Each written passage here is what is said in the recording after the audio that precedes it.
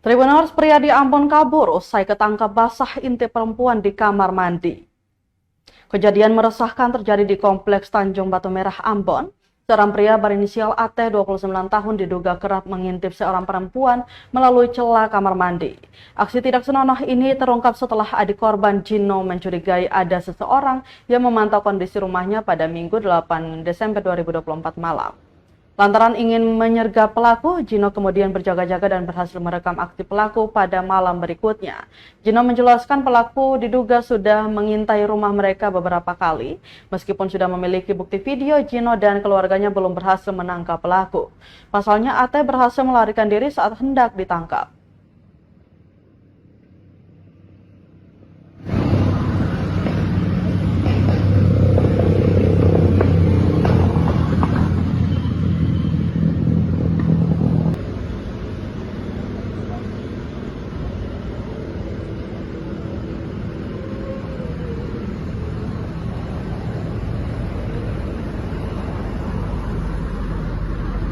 Download Tribun X sekarang, menghadirkan lokal menjadi Indonesia.